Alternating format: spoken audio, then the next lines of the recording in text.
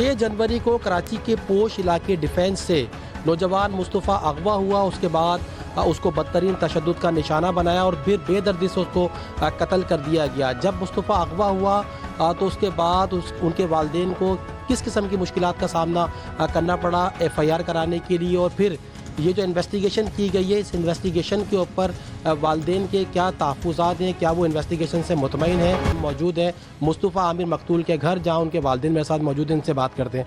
आमिर साहब, ये बताइएगा, सबसे पहले तो मुस्तफ़ा के बारे में बताइए कि मुस्तफ़ा की एज क्या थी, मुस्तफ़ा करते क्या थे? मुस्तफ़ा 23 साल का था और अभी फाइनल ईयर उसका बिज़नेस चल रहा था गेनिंग्स यूनिवर्सिटी से, तो इसका ग्रेजुएशन कंप्लीट होने वाला था। और ये पहले मलेशिया गया हुआ था, मलेशिया से पढ़कर आया था, तो कोविड आ गया था, तो कोविड के बाद फिर हमने उसको यही एडमिशन करा दिया। अच्छा, तो फिर उनकी हॉबीज़ क्या थी और ये कितने बहन भाई हैं, उनका कौन सा नंबर था?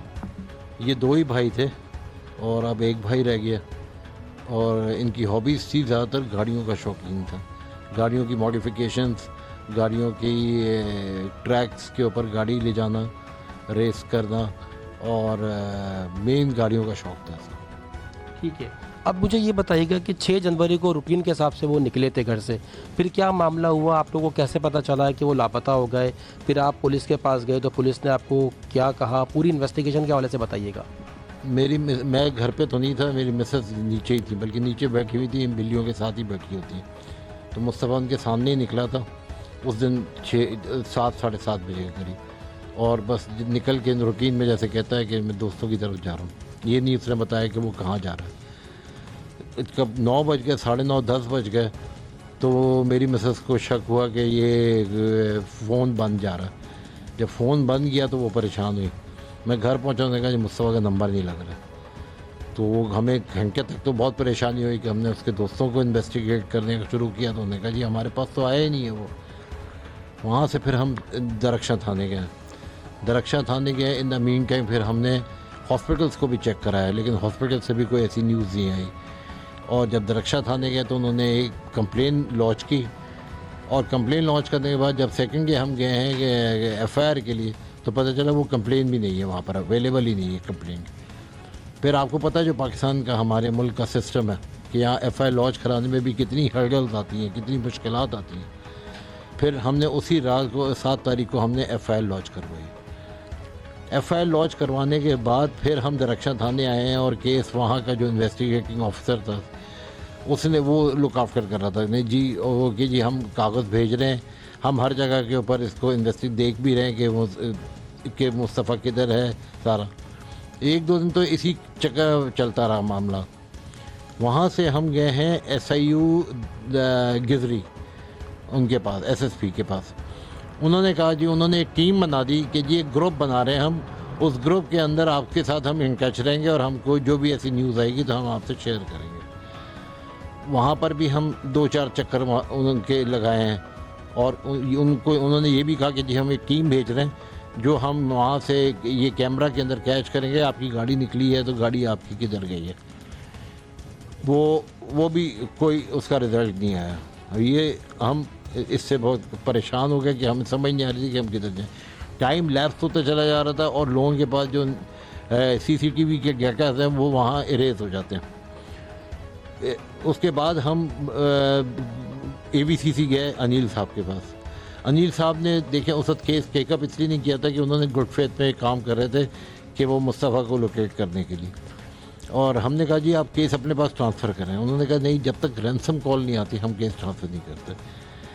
इन द मीन टाइम एक रैंसम कॉल हमें आती है रात में। वो हमें रैंसम कॉल आती है जो कि शक यही है कि जी ये हमें डाइवर्ट करने के लिए की थी। वो रैंसम कॉल के लिए फिर हमने किया अप्रोच CPL से। हम CPLC के पास बैठे भी थे, उनके हेड के साथ बैठे हुए थे। ये कॉल फिर आई हमें, तो उन्होंने फिर CPLC ने कहा जी आप इस कॉल को सुने और इसको लिंगर ऑन करें थोड़ा।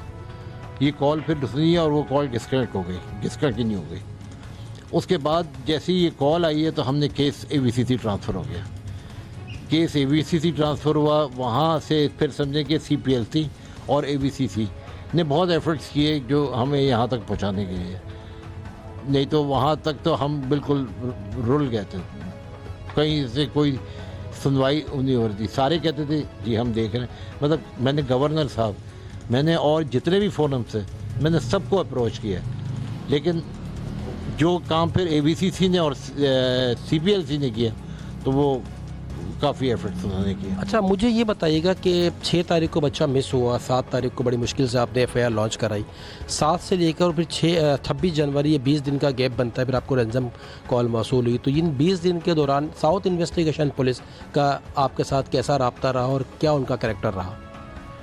देखें, जो जैसा रैंसम कॉल हुई है तो उसके बाद उनका रब्ता बिल्कुल था हमसे, और वो इन टच भी थे हमसे, और उनके ही देखें एफर्ट्स की वजह से हमें काफ़ी साउथ क्लिफ्टन दरक्षा पुलिस जो साउथ इन्वेस्टिगेशन है, ये ज़िला पुलिस साउथ इन्वेस्टिगेशन ने तो ये केस उन्होंने भी ट्रांसफ़र ही कर दिया हमारे पास ABCC। उसके बाद से उन्होंने हमसे कोई अप्रोच नहीं किया, उन्होंने तो बिल्कुल कोई अप्रोच नहीं किया साउथ से। और 20 दिन उनके पास केस रहा, 7 तारीख से लेकर 26 तारीख तक 20 दिन उनके पास रहा। इन 20 दिनों में क्या इन्वेस्टिगेशन की उन्होंने? नील इन्वेस्टिगेशन थी।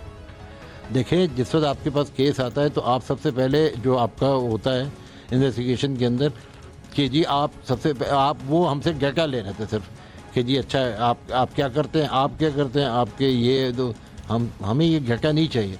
आप सबसे पहले ये देखें कि जी ये गाड़ी गई है 7 तारीख को गाड़ी कहाँ गई है।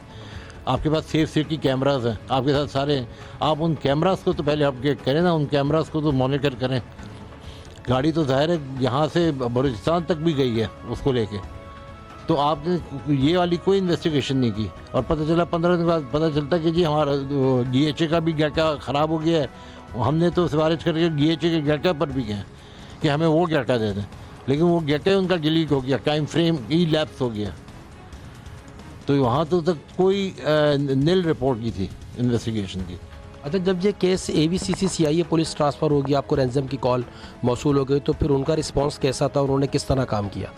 देखें, CPLC उनके साथ अटैच थी। देखें, ये सारे काम CPLC ज़्यादा एक्टिव होती है, लेकिन CPLC में उनके जो डिप्टी चीफ हैं वो हमारे साथ अटैच थे, हमारे साथ डेली फ़ोन के ऊपर अटैच थे, उनकी टीम अटैच थी, और वो हमें कह रहे थे कि आप बिल्कुल ये वाली कॉल जो है ये बोगस कॉल है, ये सिर्फ आपको वैसी की गई है क्योंकि हमने मांगा था उनसे कि प्रूफ दे दें भाई अगर बच्चा हमारा आपके पास है। उनके पास वो प्रूफ नहीं था, वो सिर्फ क्योंकि हमने एक व्हाट्सएप के ऊपर और सारी मिसिंग की डिटेल्स डाली हुई थी और फ़ोन नंबर डाले हुए थे, वो उस फ़ोन नंबर से शायद ये बोगस कॉल कर रहे होते। लेकिन उसका फ़ायदा हमें ये हुआ कि वो केस ABCC को चला गया, फिर उन्होंने अपने तरीके से ये इसकी इन्वेस्टिगेशन की।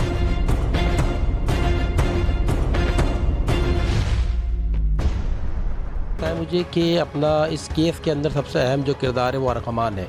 तो अर्गमान और एक मैसेज जो है वो अपना चला था, मुस्तफ़ा ने जो एक मैसेज किया था, अर्गमान ने मुझे बुलाया तुम भी घर आ जाओ, वो मैसेज से जो वॉइस नोट था वो किस तरह रिकवर हुआ, क्योंकि आप लोगों ने बड़ी एफर्ट की है डेटा जमा करने में, और अर्गमान के साथ क्या मामला था? देखें, वो डाटा जो जब मेरी वो मिसेस की एफर्ट से, क्योंकि ज़ाहिर है वो उसके दोस्तों के नंबर और सारे उन्होंने निकाले, उसके बाद वो मोबाइल के अंदर से जब वो मोबाइल के अंदर ट्रैक कर रही थी तो ये डाटा निकला और ये वॉइस नोट आया।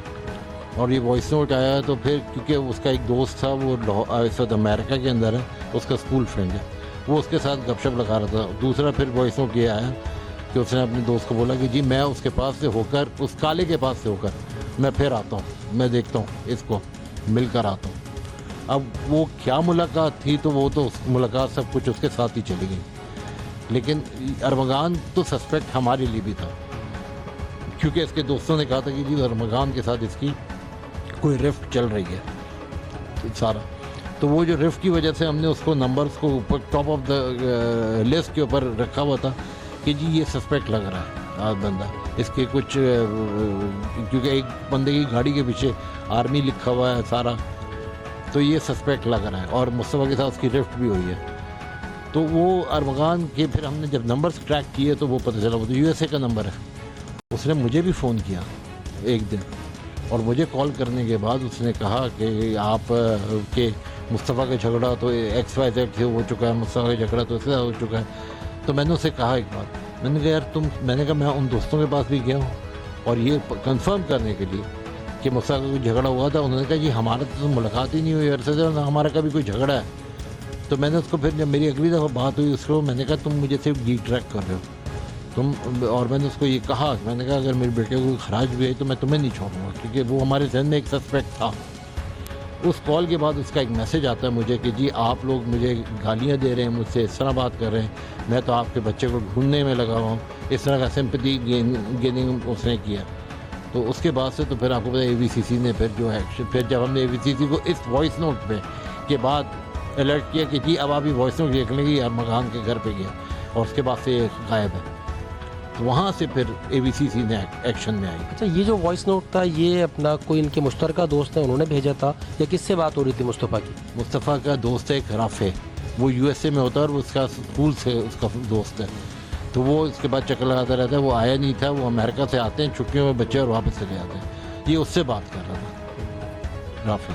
अच्छा, जैसा आपने अभी बताया कि जब बच्चा अगवा हो गया तो ये जो अरगमान था ये आपको ट्रैप कर रहा था कि मैं खुद आपके बच्चे को ढूंढ रहा हूँ और आप मुझ पर इल्ज़ामात लगा रहे हैं। अच्छा, कभी अरगमान आपके घर आया या मुस्तफ़ा से मिलने कभी आए था? नहीं जी, अरमान कभी घर नहीं आया। अरमान कभी आया होगा, घर के बाहर से चला गया होगा, लेकिन ये कि वो सोशल एक्वेंटेंस ही थी, वो कोई दोस्ती नहीं थी, कुछ नहीं, क्योंकि दोनों की एज में बहुत फ़र्क था। वो अरमान 30 साल का था, ये 23 साल का था। ना ये स्कूल फेलोज से, वो स्कूल फेलोज शिराज और ये एक पहली क्लास से 7 तक थे, ये नहीं था, मुस्तफ़ा नहीं था। अच्छा, आप ये बता रहे हैं शिराज और अरगमान जो है वो स्कूल फ्रेंड थे मुस्तफ़ा? जी वो थे, वो स्कूल फेलोज से, वो शायद क्लास 7 तक एक साथ थे। उसके बाद 2018 में फिर आके मिले वो। अच्छा, ये बताइए आपकी गाड़ी कराची से दूसरे सूबे चली जाती है, सेफ सिटी प्रोजेक्ट, कैमरास लगे हुए हैं और आपके DHA के अंदर तो पूरा सेफ हुआ हुआ है, घर घर के अंदर कैमरा लगा हुआ है, सिक्योरिटी सिस्टम सबसे अच्छा है कराची में यहाँ का। तो फिर जो 20 दिन तक साउथ पुलिस और फिर ABCC पुलिस इन्होंने कैमरा से फुटेज नहीं निकाली, इसको किस तरह देख रहे हैं आप? देखें, मैं उस एरिया में धाराची में मैं पर्सनली होकर आया हूँ और मैंने वो पॉइंट भी देखा जहाँ पर ये इंसिडेंट हुआ था। कराची से ख़याबान मोमिन से गाड़ी निकलती है, वो गाड़ी बलोच कॉलोनी से होते हुए, आप कारसाज से होते हुए और वो पहुंचती है नॉर्दर्न बाईपास। ठीक है, नॉर्दर्न बाईपास पहुंचती है, नॉर्दर्न बाईपास से वो बलूचिस्तान के लिए जाती है। कराची से वहाँ से ब्लैक गाड़ी जा रही है, ब्लैक टैंकर, जिसके नंबर प्लेट सही है और एक बॉडी भी उसके अंदर है और वो उस वक्त ज़िंदा है जहाँ तक हमें भी इन्वेस्टिगेशन में पता चला। और 2 लड़के वो गाड़ी चला रहे हैं। वो 250 किलोमीटर ही बनता होगा जहाँ वो स्पॉट है, वो मैंने देखा है। तो इधर भी जंगल, इधर भी जंगल, कहीं गाड़ी इंटरसेप्ट नहीं हुई है, कहीं गाड़ी नहीं रुकी है। वहाँ उस स्पॉट पे गाड़ी पहुँचती है, उस स्पॉट पे ये उतरते हैं, गाड़ी में कार्रवाई करते हैं, आग लगाते हैं गाड़ी को और उस वक्त वो बच्चा जिंदा था। अगर किसी स्पॉट पे गाड़ी रुक जाती और उसकी गिगी चेक हो जाती तो शायद मेरा बच्चा आज जिंदा होता, लेकिन गाड़ी पूरे कराची में कहीं नहीं रुकी, क्योंकि 200-250 किलोमीटर जब पहुँचने के बाद वहाँ से वो पैदल चल कर आए, ये सब कार्रवाई करके आराम से। उस बंदे के गन भी लोड थी, अरमान की, क्योंकि जिस होटल में वो रुका था सामने, जहाँ वो चाय पीने के लिए, नाश्ता करने के लिए, वहाँ गन लगी हुई थी उसके। तो कहने का मकसद ये है कि क्यों नहीं, कौन, किसने इसको फैसिलिटेट किया? सवाल मेरा ये बनता है कि इतना किसने फैसिलिटेट किया? और ये सब बेकार की बातें हैं कि जी वो शायद नशे में था, वो तक कोई नहीं, कोई होश में, नशे में 200-250 किलोमीटर नहीं जाता, वो होश में जाता। तो इसको फैसिलिटेट किया। सवाल मेरा है कि किसने फैसिलिटेट किया और किसने जाके, मतलब मैं कराची से अगर कोई असला इलीगल वेपन लेके निकलूं, मैं किसी भी नाके पे मुझे अगर चेक कर लिया जाएगा तो मैं पकड़ा जाऊंगा। ये आप यहाँ कोई पकड़ नहीं है, कुछ भी नहीं है। कौन सी सेफ सिटी है ये? मेरे कहने मकसद ये कि आला हुकाम मुझे ये जवाब तो दें कि क्यों नहीं इंटरसेप्ट हुआ ये, क्यों किसी एजेंसी ने, किसी ने जो वहाँ लोग वो कर रहे थे, नाके पर थे, कि क्या सारा खाली था कराची? ये सवाल है मेरा। अच्छा, ये बताइएगा आप मुझे कि जब केस ABCC मुंतकिल हुआ, फिर ABCC को पता चला कि मुस्तफ़ा अरगमान के घर हो सकते हैं, तो वहाँ पे एक रेड हुई और उस रेड के ऊपर फिर पुलिस के ऊपर फायरिंग भी हुई और फायरिंग के बाद जो है पुलिस ने मरकज़ी मुलजिम अरगमान को गिरफ़्तार भी कर लिया। हफ्ते की शाम से लेकर और पीर तक ये मुलजिम ABCC के पास रहता है, लेकिन वो उससे पूछ नहीं सके कि मुस्तफ़ा किधर है। ये बिल्कुल 2 दिन तक हम भी उसी, जिस दिन इसका रिमांड था उस रिमांड में मैं किसी कोर्ट में और मेरी मिसेस गए हुए थे और मैंने अपनी मिसेस को ये कहा था कि जी जिस वक्त रिमांड के लिए जाएँ आपने पहले, क्योंकि आप कंप्लेनेंट हो तो आप पहले चले जाना जज साहब के कमरे के अंदर। जज साहब के कमरे के अंदर और उस भी दौरान इसकी माँ हम बैठे हुए थे, उसकी माँ हमारे पास आई है और हमने कहा जी हम आपसे बात नहीं करना चाह रहे, ना हमारे पास आप आए। तो उसने कहा कि देखें, मैंने कहा अगर आपका बेटे के पास मेरा बेटा है ना तो उसको कहें वो मुझे बता दे वो किधर है, मैं जितने भी केसेस हैं वापस ले लूँगा। उसकी माँ ने कहा देखिए मैं आपसे सिंपथीज़ लेने आई हूँ और मेरा बेटा रैंसम के लिए तो कभी भी नहीं उठाएगा, उसके पास खुद इतना पैसा है। ये उनकी माँ के अल्फाज थे। इतनी देर में मेरी मिसेस अंदर जाती हैं, वहाँ से आईओ भी खड़ा है और रिमांड के लिए। तो जज साहब कहते हैं, जज साहब का ये सवाल है कि भाई उन्होंने कहा पुलिस वालों ने कि जी देखें हमारे बंदे को गोली लगी है, हमारे डीएसपी को गोली लगी है। तो उनका बड़ा एक अजीब किस्म का रिमार्क्स है, वो मैं क्यों आप मीडिया पे नहीं बोलूँगा। तो वो मेरी मिसेस ने जब देखा कि ये किस किस्म का रिमांड चल रहा है, वो वापस आई, वो उनके एक्सप्रेशन उड़े हुए थे कि जज साहब तो रिमांड देने के मूड में नहीं है। अच्छा, उस वक्त पता ये चला कि शायद 2 दिन का रिमांड दे दिया। शाम को तो ये पता चला कि उसका मेडिकल हुआ है और उसको जेसी कर दिया। वो चीज़ हमारे लिए बहुत शॉकिंग थी।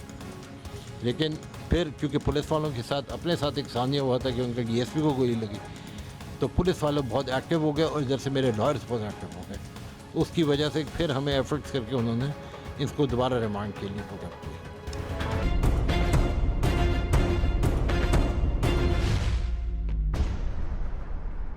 बिल्कुल आप ठीक कह रहे हैं। तो मीडिया पे भी चीज़ें चल रही थी, सोशल मीडिया पे भी चल रही थी, एक प्रेशर तो बना हुआ था। लेकिन हम बात कर रहे हैं कि हफ्ते की रात से लेके और पीर की सुबह तक ये एबीसीसी के पास था, तो इन्होंने इससे पूछा नहीं कि मुस्तफ़ा को तुमने अगवा किया है तो कहाँ पे है, कहाँ रखा है, ज़िंदा है या उसको मार दिया है? इस तरह की कोई इन्वेस्टिगेशन क्यों नहीं कर पाई? देखें ये सवाल मेरा भी था उनसे कि जी इतने दिन में तो मुस्तफ़ा के बारे में कुछ ना कोई अपडेट आ जाती। वो ये कहते थे कि जी जब उसको टॉर्चर या कुछ करते थे तो वो खून उसके निकलना शुरू हो जाता था आँख से, क्योंकि वो ड्रग इतनी करता था। तो पुलिस वाले कहते थे जी हम इसको हाथ अभी लगा नहीं रहे कि कभी इसको कोई नुकसान ना हो जाए, और क्योंकि ये हमारी कस्टडी में भी। तो उसके साथ ये होता था, 2-1 दिन तक तो ये सिचुएशन में हो रहा था और हमें भी उसका जवाब फिर नहीं मिल सका।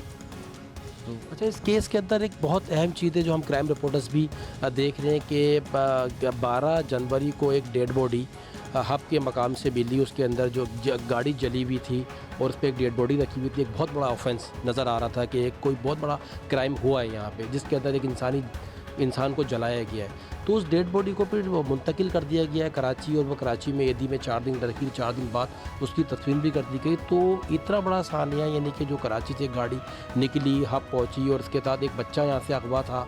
पुलिस, CIA पुलिस भी इसकी तहकीकात कर रही थी, साउथ पुलिस भी कर रही थी। तो क्या इनके जहन में नहीं आया कि ये मुस्तफ़ा हो सकता है? गाड़ी भी वहाँ से मिली है, सारी चीज़ें क्यों नहीं आई? क्यों बाद में छापे के बाद इनको पता चला?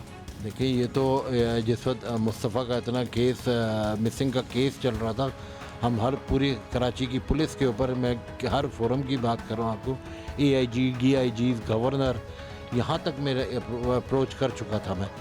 तो मुझे बताएं, केस तो बलूचिस्तान में था, केस कोई ज़्यादा दूर तो नहीं था, पंजाब के अंदर या किसी मरी में तो नहीं था केस।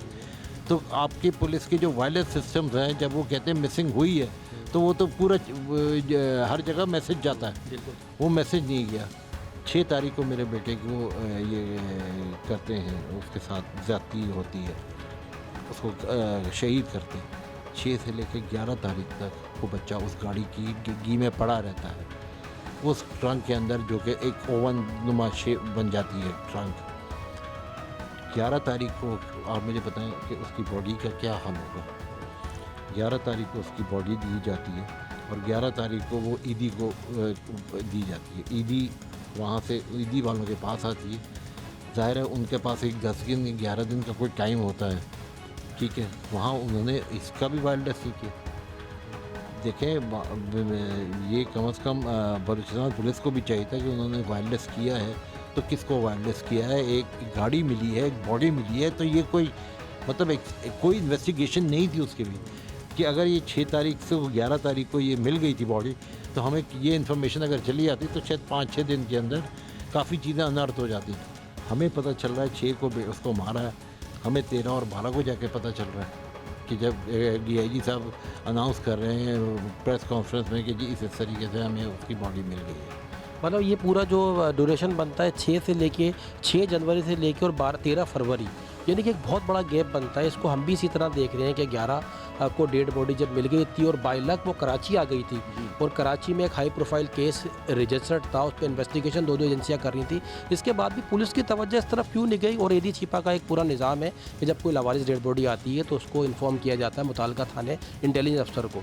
तो आप इसको किस तरह देख रहे हैं? देखिए ये सवाल तो आपको करने चाहिए पुलिस से, ये सवाल करने चाहिए ईडी वालों से, ये सवाल तो आपको इन हुकाम से करने चाहिए कि उसका कि मैं तो एक देखें सिर्फ भाग सकता हूँ, दौड़ सकता हूँ, मैं पुलिस के शूज़ में नहीं आ सकता, मैं इन सब के शूज़ में नहीं आ सकता। लेकिन आप देखें इस मुल्क में इतना बड़ा अगर लोग ये सुन रहे हैं जो हमारे साथ हुआ है, अल्लाह ना करे कभी किसी बच्चे के साथ हो, तो एटलीस्ट हमारी जो फोर्सेस हैं वो अगर अलर्ट होंगी ना तो बहुत सी चीज़ें अनर्थ हो जाएंगी, नहीं तो ये इसी तरह भटकते रहेंगे।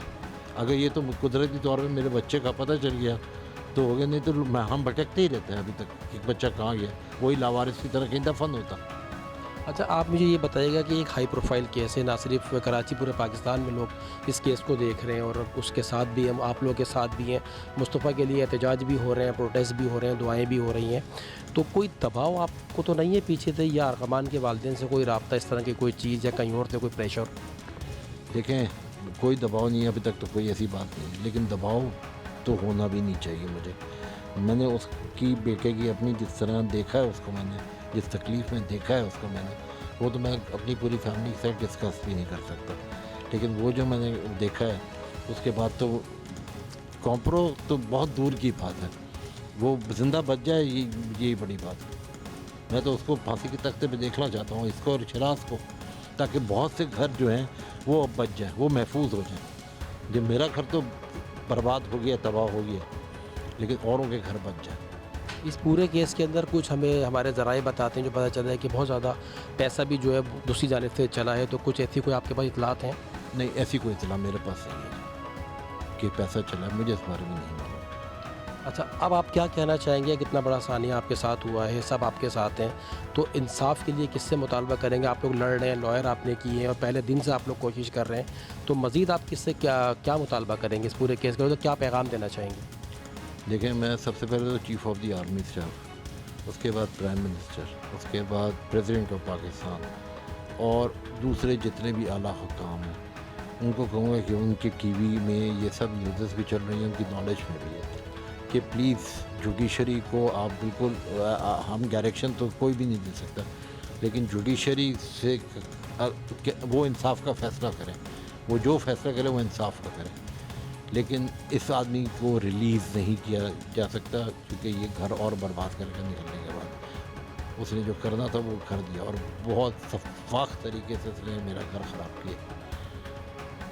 अच्छा, आप मुझे आखिरी सवाल मेरा आपसे ये कि क्लिफ्टन और डिफेंस के बच्चों के लिए क्या पैगाम देना चाहेंगे? देखिए, मेरा क्लिफ्टन और डिफेंस के बच्चों के लिए यही पैगाम है कि प्लीज़ किसी भी इलीगल एक्टिविटीज़ अगर आप कहीं देख रहे हो तो वो बच्चे अपना फ्यूचर देखें, कम से कम किसी ऐसी चीज़ में ना पड़ें कि जिससे उनके माँ बाप देखें। मुझे जो कमी महसूस हो रही है वो मेरे बच्चे की है, लेकिन इस वक्त सब माँ बाप को चाहिए अपने बच्चों को ख्याल करें और हर तरीके से ख्याल करें कि ऐसी इलीगल एक्टिविटीज़ कहीं देखते भी हैं तो प्लीज़ उसका एक्शन लें और उसके बारे में आवाज़ उठाएं। बहुत बहुत शुक्रिया। बिल्कुल जी, मुस्तफ़ा आमिर कत्ल केस की तहकीकात जो है वो जारी है। इस केस के अंदर पुलिस ने 2 मरकज़ी मुल्ज़िमान को गिरफ़्तार भी कर लिया जो इस वक्त पुलिस के रिमांड में मौजूद है, जिनसे तफ्तीश का अमल जो है इस वक्त जारी है। जबकि मकतूल के जो वालिद हैं उन्होंने अरबाब इख्तियार से ये मुतालबा किया है कि उनको जो है वह इंसाफ फराम करके इस केस में मुलव्विस मुल्ज़िमान को करार वाक़ई सज़ा दी जाए।